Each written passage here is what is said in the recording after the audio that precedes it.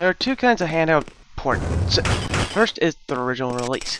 Games like Quest for Brian's Journey, the first three Harry Potter games on the Game Boy Color and Game Boy Advance, and so on.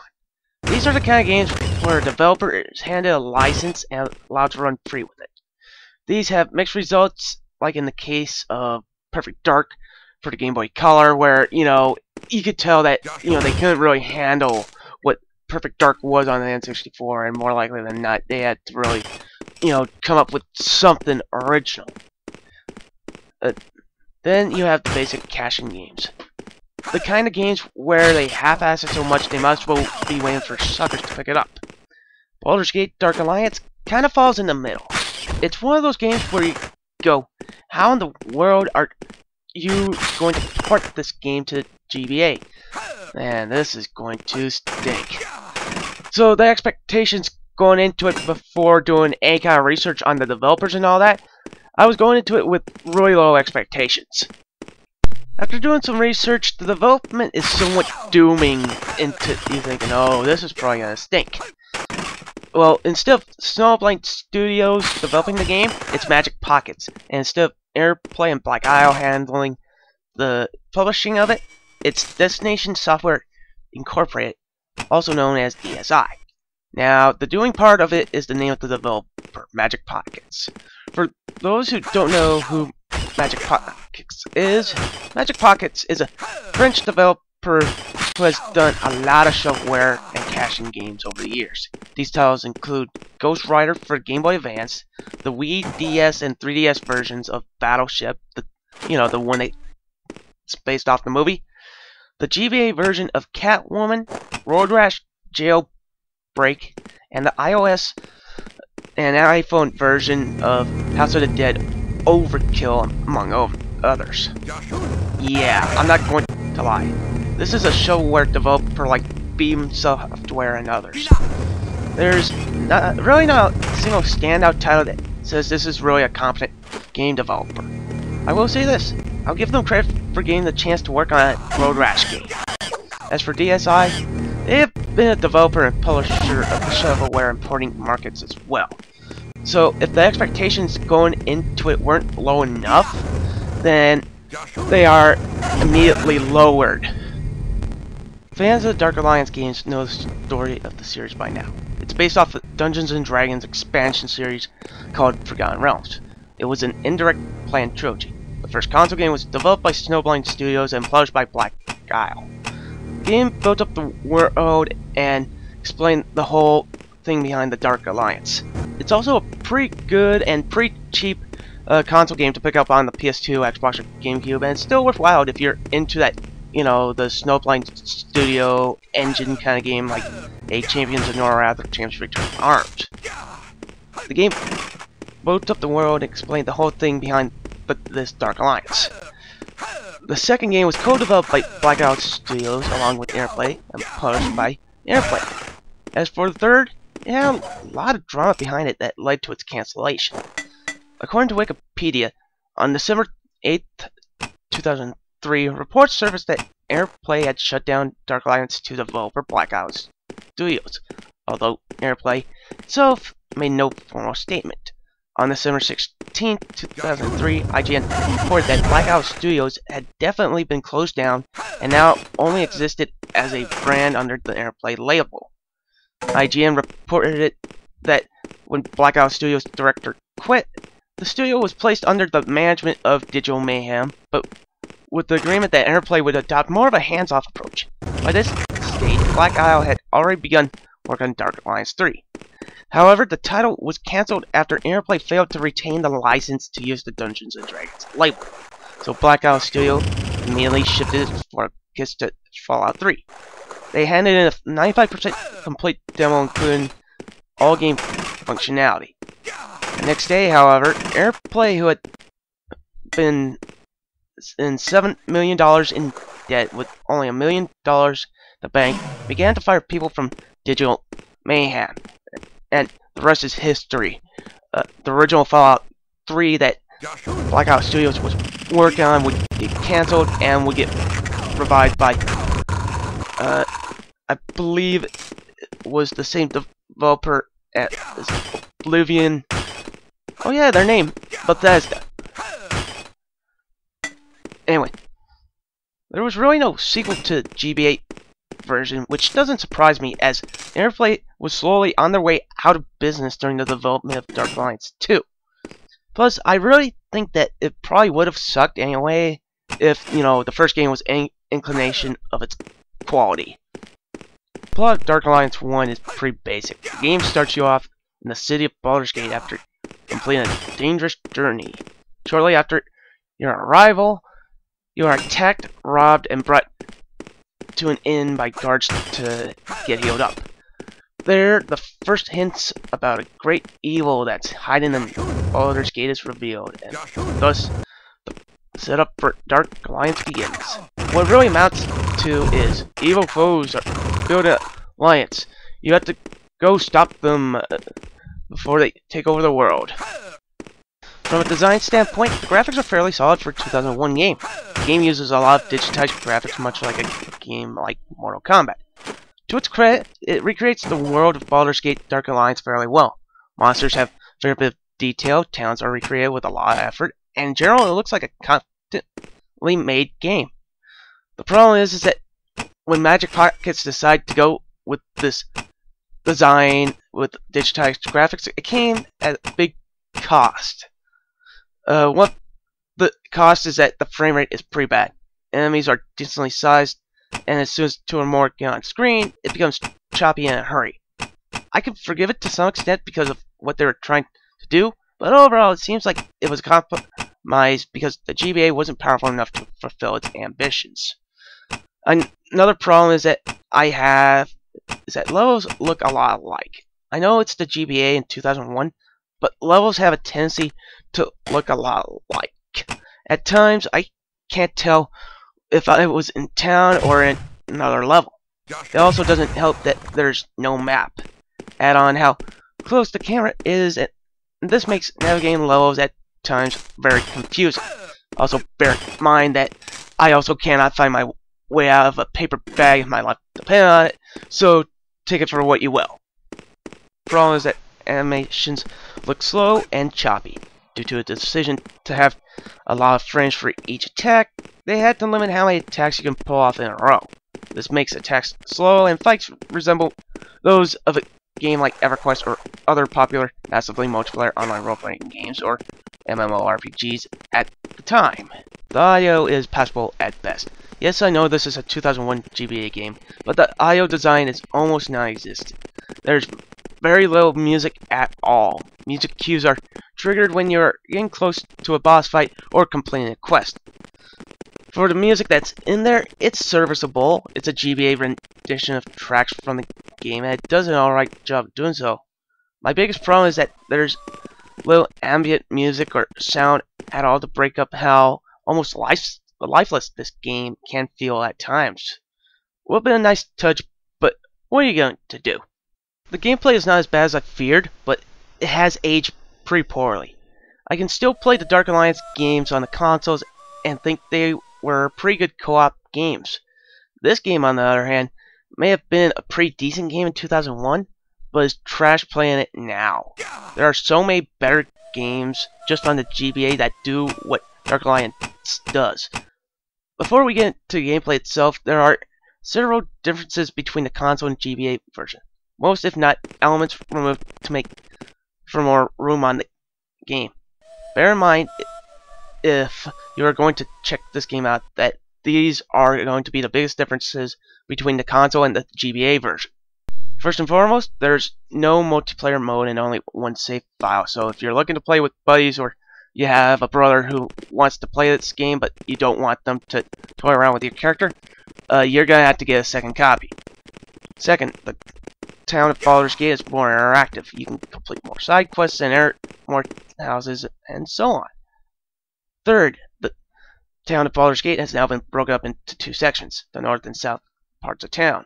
The only thing is that the south part of town can only be unlocked in the second half of the first act of the plot. Fourth, you can no longer import a character through the story again, which cuts a lot of the replay value out of the game, where the only reason you'll want to play through it again is through, playing as a ranger or a mage instead of a warrior. Number 5, recall potions have now been removed, so you can't just load up on items and go back to town to unload them again and again and again. And finally, enemies now respawn when you leave levels. Every level has its own little section, and the second you leave that section, the enemies respawn, and you gotta go fight them all again, which, can cut out a lot of the grinding if you're looking to get to max level, but that's just, your own decision. With that out of the way, let's delve right into the fundamentals of the game. You can play as one of 3 characters: the warrior, archer, or wizard. Each has their own skill list and abilities. You go from point A to point B, completing quests, fighting monsters, and upgrading your character. Shops are available to sell off items to buy new and better armor. There's also a weight system where each piece of armor, each potion, and so forth takes up a certain number of pounds, and as soon as you're about to go over it, that last item, you cannot pick it up. With the GBA, you only have 4 buttons, L, R, A, and B. With 1 D-pad, they had to make some control modifications. They have a system where you can have 3 different configurations. You can have 1 for sword and shield combo, or 2-hand sword, 1 for bow, 1 for skill, or whatever you like. You can change between 3 at a time by hitting the R button. I like this because if I want to go around, hack around enemies, or I think a bow would be more effective, I don't have to go into my inventory every time to do so. Items drop from enemies tell you what it is and all the other useful stats before you pick it up. This makes managing inventory easier because you don't have to go run back to town, so you can drop off a lot of useless inventory or drop a bunch of items where that piece of armor is to pick up said armor with a weight of 30 pounds and a base defense of 50. In other words, it keeps the flow of the game going so you can keep progressing through the game. There are a few minor control issues and other hiccups in the game. The first is having to hold L and press A to use a healing potion. This can get awkward when the L button is also used to block and you accidentally use a potion when you're at full health. It doesn't happen all that often, but this was a bit of a pain for me trying to figure out at first. Minor problem I have is the save anywhere feature. There are 2 ways to save in the game: the save anywhere feature in the options menu and the stone tablets around the world. The save anywhere feature starts you off at the beginning of the last part of the dungeon you entered. This resets all the enemies in the level, but you can't keep all the inventory that you unlocked at that point if you die.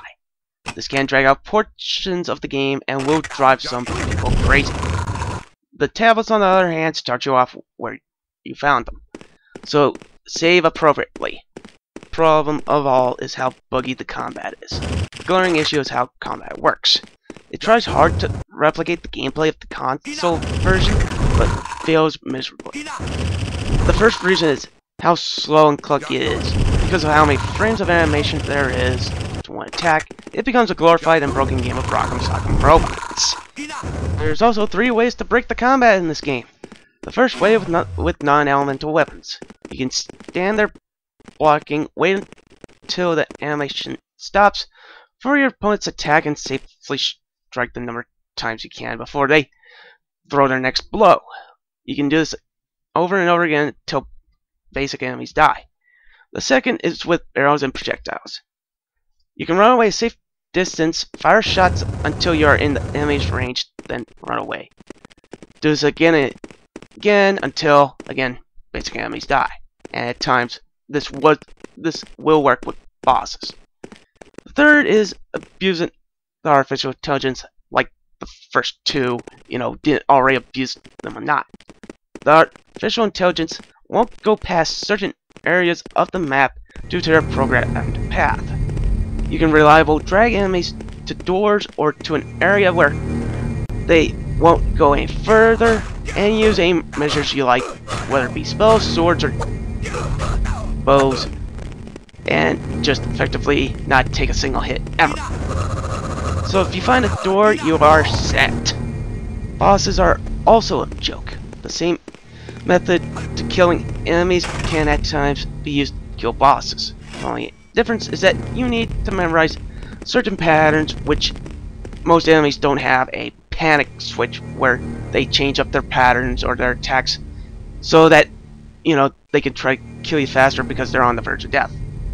Now, if this was console version, this is a bigger challenge because of no effective way to grind, but there are still bugs to break the game. In this game, fundamentally, you can grind until you're maximum level because of all the respawning enemies.